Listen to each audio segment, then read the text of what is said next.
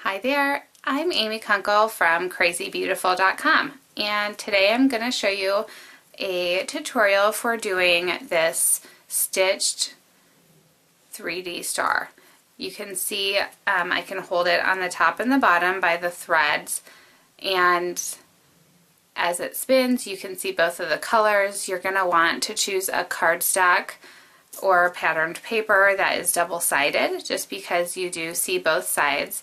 And you can really use any color thread. We're going to be sewing this on the sewing machine.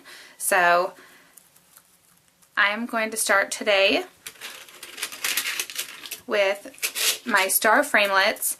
The largest star here is almost 5 inches. These star framelits are from Stampin' Up. They're by Sizzix. You can get various sizes of star framelits, but you want to make sure if you like this large ornament size that you get one that's, you know, at least 4 to 5 inches tall. And we're going to start with a 6x6 piece of patterned paper. I'm going to set it over here on my magnetic platform because the magnets really help hold these dies in place. So they're nesting dies, which means that they pretty much just set inside each other as far as size goes.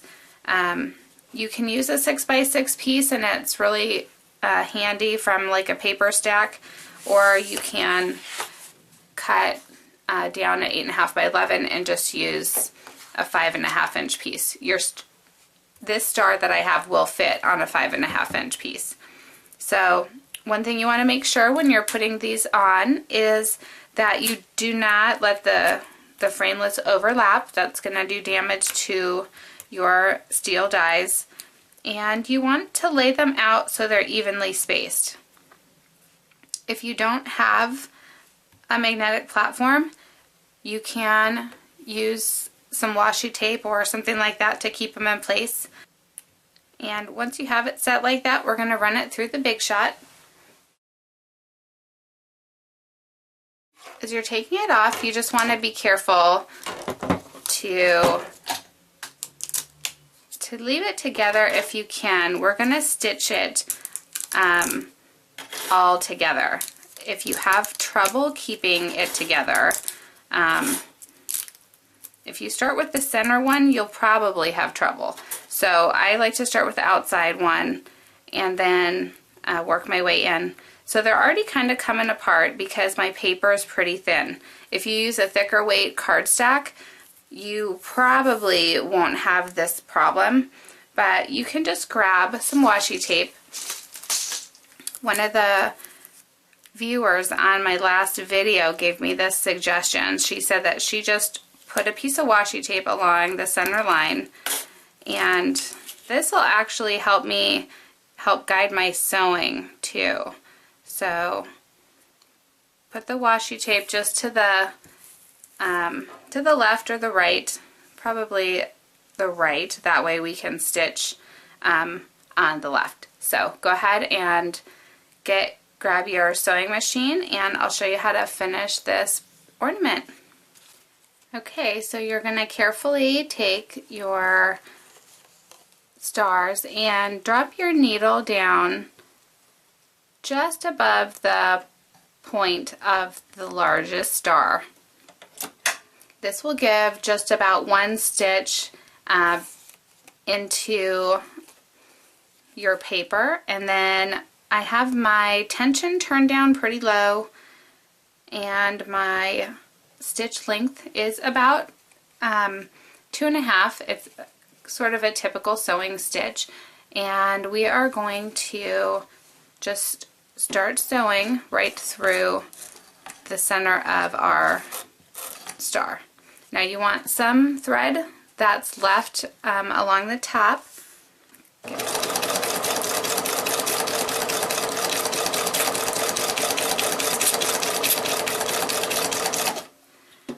And then no more than 1 stitch if you can past it, past the end of the star, and then pull it out, give yourself a little bit to work with and trim it. So let's bring it back to our work area. Okay, so here we are. If you want to, at this point you can take your washi tape off. Just be real careful as it comes past each of those star layers.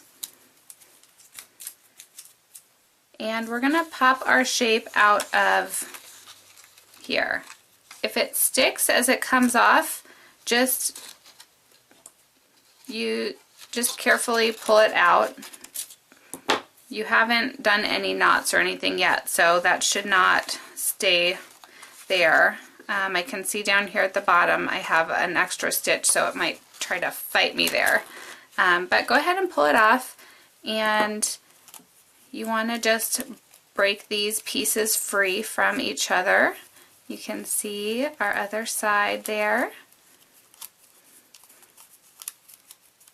And if you want, you could even leave the little guy out in the middle and put a greeting over the top of the second star there. So just to lock this thread in place, you want to do a double knot at the top and the bottom.